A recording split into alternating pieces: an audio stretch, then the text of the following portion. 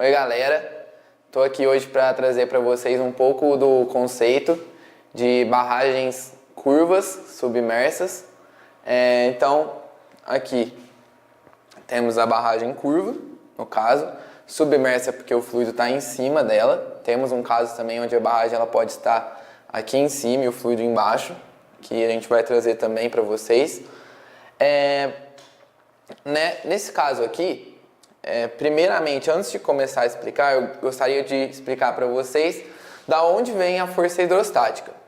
A força hidrostática, ela vem da pressão que o fluido exerce em determinados pontos, mas generalizando, a pressão é igual a força sobre área. Trabalhando com a fórmula, temos que força é igual a pressão vezes a área. Trazendo do conceito de Bernoulli, pressão pode ser transformada por peso específico vezes H, que aqui no caso é um H de CG por depender do centro de gravidade da barragem, vezes a área, que também é uma área projetada dependendo também da barragem. Então temos que força hidrostática é igual peso específico, H de CG, vezes a área. No nosso caso aqui, vou tentar mostrar para vocês da onde vem o conceito aí. Para isso eu dividi aqui um segmento ABC e o que acontece nesse segmento? A gente tem forças de pressão atuando aqui em vários pontos. Todos esses pontos aqui são forças de pressão que estão atuando. Aqui, fazendo uma força resultante, eu vou chamar uma força resultante aqui dessa distribuição de forças, de força X, e aqui em cima de força Y. Lembrando também que tem o peso do fluido, aqui que também é uma força, que a gente aqui no caso vai chamar de W, só para não confundir com o P da pressão.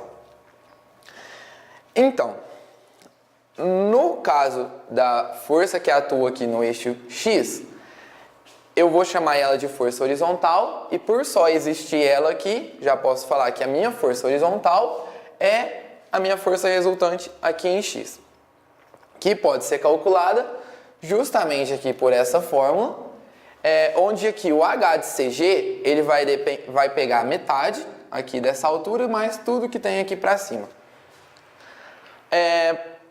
Já no eixo Y, a força vertical ela vai ser a minha força resultante aqui em Y, mais ou menos, dependendo se a barragem está embaixo ou em cima, para a barragem que está embaixo, mais, para a barragem que está em cima, menos, o peso de fluido que acontece aqui. Nesse caso, especificamente, como a barragem está numa superfície aqui aberta, aqui atua a pressão atmosférica. E por isso, essa força aqui em Y, ou seja, todas essas forças aqui, elas podem ser desconsideradas na hora de calcular a força hidrostática resultante.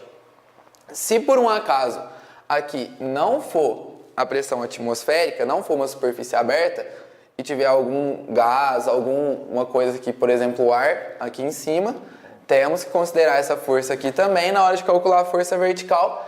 Também a gente vai trazer um caso desse para vocês específico.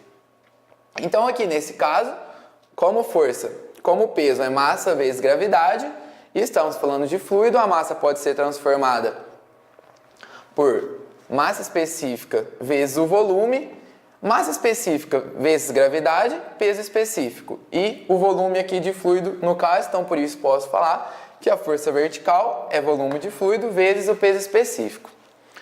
Então, também é importante falar aqui na hora de fazer a análise da nossa barragem, que aonde essas forças elas estão atuando. E para isso eu preciso de apresentar para vocês o ponto de centro de gravidade e o ponto de centro de pressão. O centro de gravidade é importante, que é onde atua a força peso. Então a gente vai falar de centro de gravidade quando estiver falando de força vertical. E centro de pressão é onde atua a força hidrostática, que aqui no caso no eixo X. Então eu vou falar de Y de CP para vocês. E esse Y de CP é justamente a diferença do centro de gravidade para o centro de pressão. Para geometrias conhecidas, esse Y de CP ele pode ser calculado por uma fórmula, assim como o centro de gravidade também.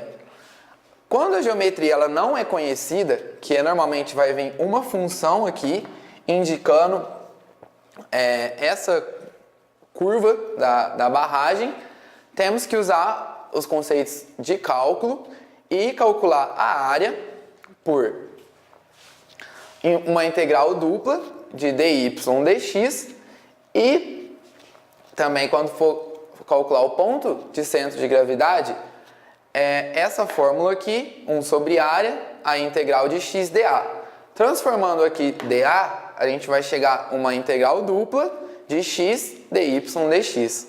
É isso por hoje.